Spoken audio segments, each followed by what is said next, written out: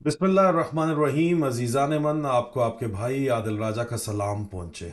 अजीज़ान मन, ये वो वीलॉग है जिसका आपको मैंने ऐलान किया था, और आजकल वैसे हर हफ्ते एक नया स्कैंडल खुल रहा है। लेकिन अगर देखा जाए तो ये जो वीलॉग है, ये 2018 से अब तक लेके जितने भी स्कैंडल्स हैं वो मदर ऑफ ऑल स्कैंडल ये वीलॉग बनता है। इससे पहले भी मेरे वीलॉग्स के ऊपर बहुत सी इंक्वायरीज खुली हैं, और मेरे ख्याल में इसके ऊपर भी बहुत बड़ी इंक्वायरी खुलने वाली है इस वीलॉग के ऊपर। ये वीलॉग देख के आपको समझ आएगी कि पाकिस्तानी कौम के साथ किस तरह धोखा किया गया, सिंधियों के साथ किस तरह धोखा किया गया, लेकिन बिलखसूस सिंध में पैसे की वजह से जो है वो धोखा दही के तहत किस तरह पाकिस्तानियों को उनके हक से महरूम रखा गया। आपको ये बात समझ आएगी, और इस सारी सूरत हाल के अंदर आपको ये भी समझ आएगा अजीज़ान मन कि किस तरह पैसे की खातिर पाकिस्तान से 75 साल से ये गदर होता चला आ रहा है।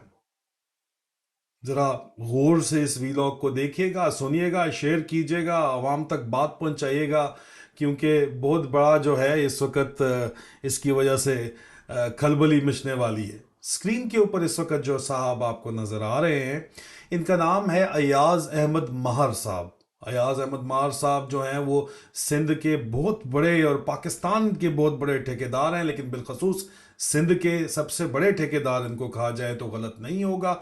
सखर से इनका ताल्लुक है, सिंध से, और इनकी वजह शोहरत ठेकेदार होना नहीं है। पाकिस्तान की इस्टेब्लिशमेंट के अंदर और पाकिस्तान के सियासी हलकों के अंदर इनकी वजह शोहरत जो है वो जनरल फैज़ हमीद का करीबी यार होने की वजह से जो है वो इनकी वजह शोहरत है। उनके बड़े करीबी ताल्लुकात हैं जनरल फैज़ हमीद से। हाल ही में 10 अप्रैल को जराए का ये दावा है कि उनको कराची से आईएसआई ने जो है वो अगवा कर लिया है, और उनसे ये इंक्वायरी की जा रही है कि उनके जो जनरल फैज़ हमीद के साथ ताल्लुकात थे वो किस नौइयत के थे, क्या लेन देन हुआ, क्या कुछ उनके दरमियान चलता रहा। जनरल फैज़ हमीद को इस वक्त शदीद तरीके से प्रेशराइज किया जा रहा है ताकि वो अपना मुंह बंद रखें। आपको पता है खामोश मुजाहिदों ने बताया था कि वो जाने से पहले अपने साथ वीडियो और ऑडियो डाटा पिछले 5 साल का लेके गए हैं, ठीक है ना। और वो वीडियो डाटा, ऑडियो डाटा जो है 5 से 6 साल जब से वो डीजीसी थे, ये कहीं वो इस्तेमाल न कर लें, इसलिए उनको दबाने के लिए, दबाव डालने के लिए उनके तमाम करीबी साथियों को उठाया जा रहा है, उनको इन्वेस्टिगेट किया जा रहा है, उनके ऊपर फाइलें तैयार की जा रही हैं। ये भी ब्रेकिंग न्यूज़ मैं आपको बहरहाल दे चुका हूँ।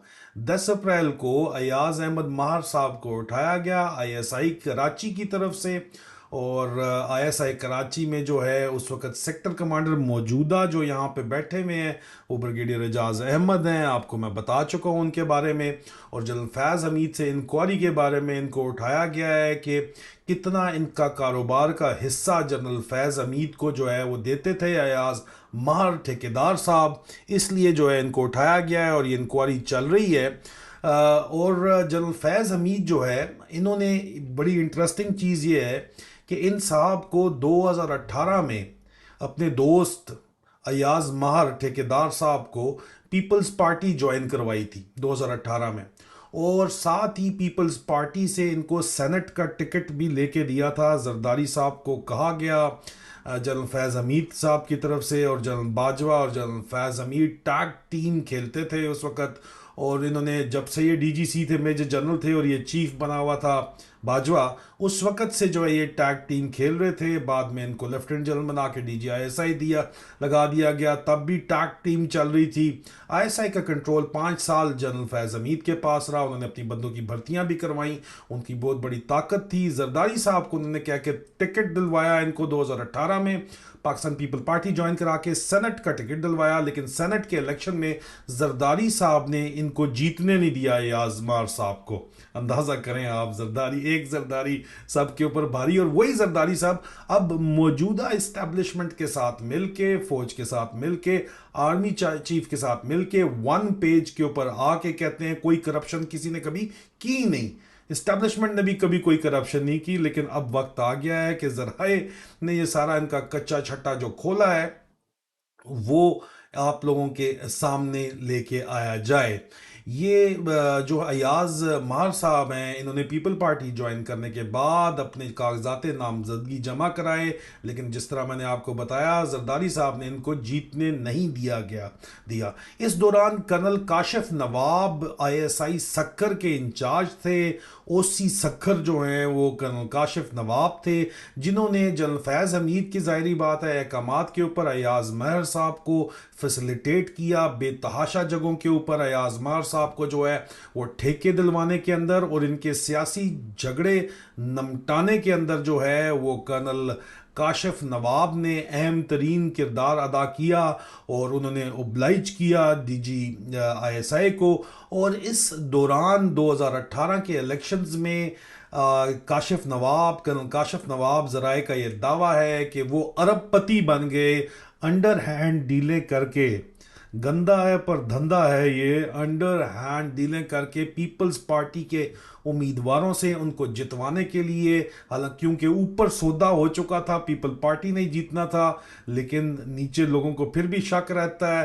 कर्नल काशिफ नवाब ने अंडर हैंड डीलें की, ये जराए दावा करते हैं आईएसआई के अंदर, और उन्होंने खुद अरबपति बन गए। और इस बात की रिपोर्ट ज़ाहिरी बात है शिकायत तो लगी डीजीआईएसआई को जब शिकायत लगी उस वक़्त के जनरल फैज़ हमीद को, तो जनरल फैज़ हमीद ने कर्नल काशिफ नवाब की इंक्वायरी ऑर्डर की, लेकिन उस इंक्वायरी का कोई नतीजा 0/0 निकला, क्योंकि ये अयाज महर साहब को मदद करने के चक्कर के अंदर जो है वो सॉफ्ट बेली जनरल फैज़ हमीद की वो पता थी, अयाज महर की भी पता थी कर्नल काशिफ नवाब को।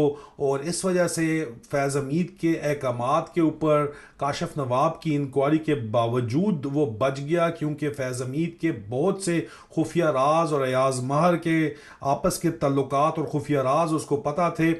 असल ज़राए ये दावा करते हैं कि दर हकीकत अयाज महर ही ने आगे बढ़ के काशिफ नवाब को उस इंक्वायरी के अंदर जो है वो बचाया। अब इसके अंदर खबर क्या है, अहम तरीन 4 खबरें हैं, ये आपने बड़े गौर से इसको नोट कर लेना है। नंबर 1, फैज़ हमीद का जो करीब तरीन साथी है वो इस वक्त अगवा किए जा रहे हैं और उनकी जो है वो इंटेरोगेशन की जा रही है, उनकी तहकीकात की जा रही हैं जनरल आसिम मुनीर के ऑर्डर के ऊपर, retired lieutenant general Asim Munir के ऑर्डर्स के ऊपर। लेफ्टिनेंट जनरल रिटायर्ड फैज़ हमीद जो है उनके ऊपर उनके दोस्तों को जो है अजीज़ जो उनके कारोबारी शराकतदारी थी उनको उठा के इंक्वायरी करके दबाव डाला जा रहा है कि वो अपना मुंह बंद रखें।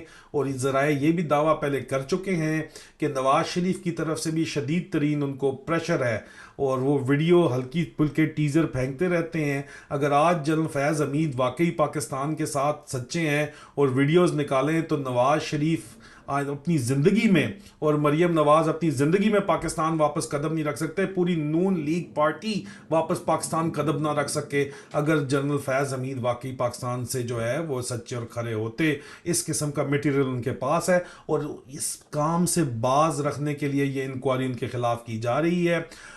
दूसरी अहम तरीन बात यह है कि फैज़ हमीद ने बाजवा उसके साथ मिला हुआ था पाकिस्तान पीपल पार्टी के साथ 2018 में जनरल फैज़ हमीद जो है बिल्कुल 1 पेज के ऊपर थे और उस 1 पेज के नतीजे में पाकिस्तान की आवाम को बेवकूफ़ बनाते हुए 2018 में ये फैसला किया गया, बाजवे की तरफ से सौदा हुआ, बाजवे और फैज़ हमीद ने सौदा करके जरदारी को पूरे का पूरा क्लीन स्वीप करने दिया सिंध के अंदर। ये जराए दावा करते हैं कि आसिफ जरदारी इनके साथ 1 पेज के ऊपर था। तीसरी अहम तरीन बात, और इस वक्त जो प्रेजेंट मौजूदा मिलिट्री डिक्टेटरशिप जो पीछे से काम चला रही है, मिलिट्री इस्टेब्लिशमेंट है, उसके साथ ये बयानिया बना रहा है कि करप्शन के खिलाफ है वो खुद भी और मिलिट्री इस्टेब्लिशमेंट में ये टोटल जो है ये ढकोसला है, ये अपनी तरफ से बनाया गया है।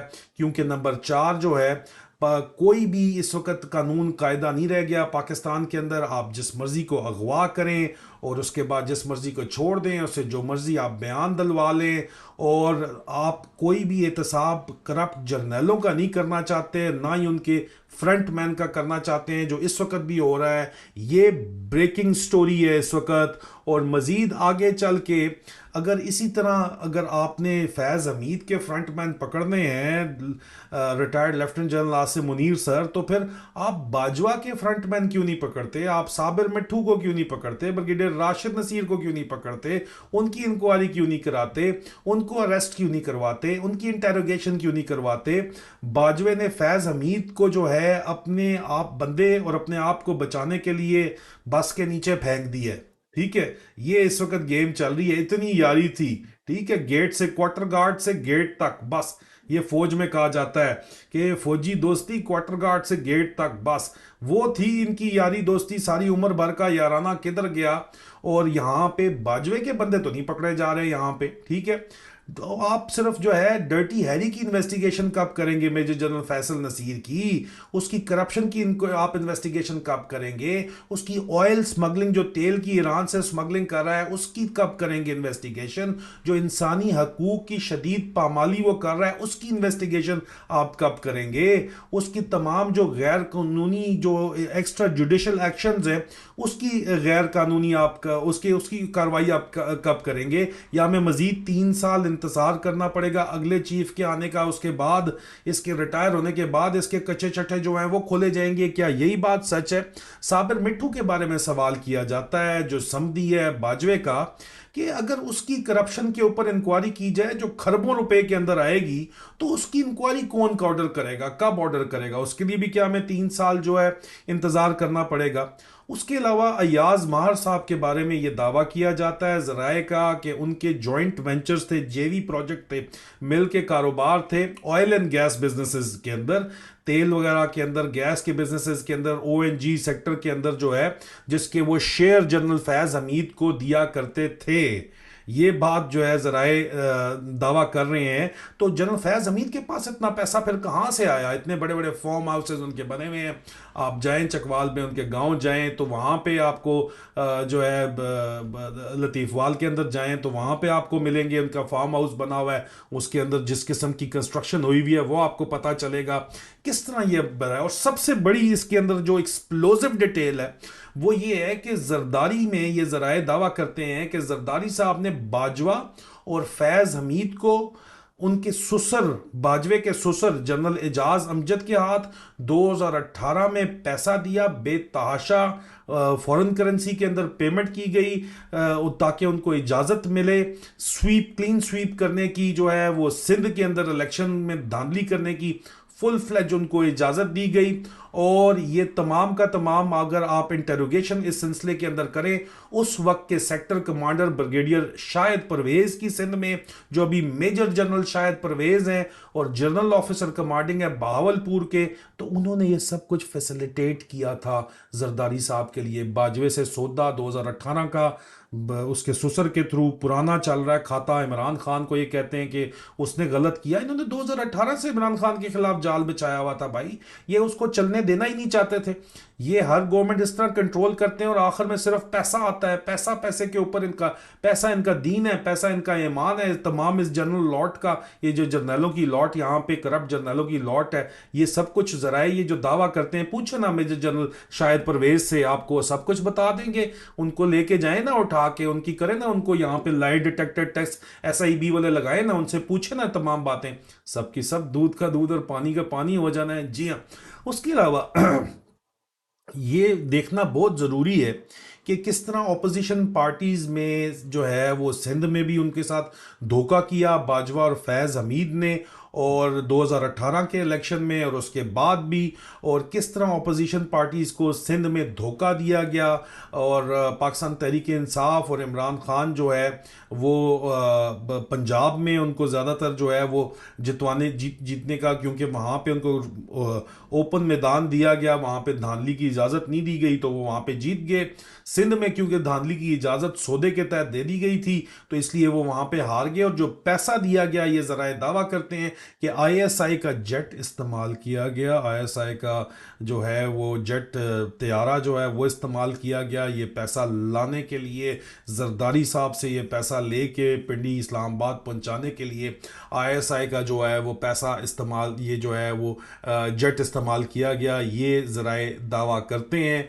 और ये सब कुछ आपके सामने खुल के सामने आ गया है। मुझसे दरख्वास्त ये की गई है ज़राए की तरफ से कि किसी भी किस्म का जो है वो आप इसमें आपने कोई भी डिटेल छोड़नी नहीं है, एक एक डिटेल बतानी है आपने, क्यों किस तरह जो है वो धोखा पाकिस्तान की आवाम से, पाकिस्तान की पॉलिटिकल पार्टी से किया। बाजवे और फैज़ हमीद ने मिल के जरदारी साहब से सौदा करके ये किया गया, और किस तरह पाकिस्तानी पूरी आवाम को धोखा दिया जा रहा है इस वक्त।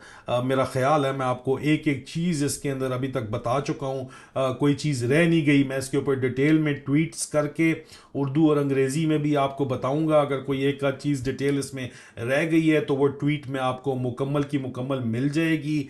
बाकी मज़ीद जो सारी की सारी तफसीलात हैं वो मैंने आपको बता दी हैं। किस तरह कर्नल काशिफ नवाब बिलियनियर बना, किस तरह जरदारी ने बाजवे के ससुर के थ्रू पैसे दिए, बाजवे और फैज़ हमीद में बांटे 2018 में, किस तरह आईएसआई का जेट इस्तेमाल किया गया, किस तरह अयाज मार साहब जिनको अभी उठाया हुआ है उनको पीपल पार्टी ज्वाइन करवाई गई, और उसके बाद फिर भी जरदारी साहब ने एक जरदारी सबते भारी वाले चक्कर के अंदर उनको जीतने भी नहीं दिया जो है वो अयाज मार साहब को।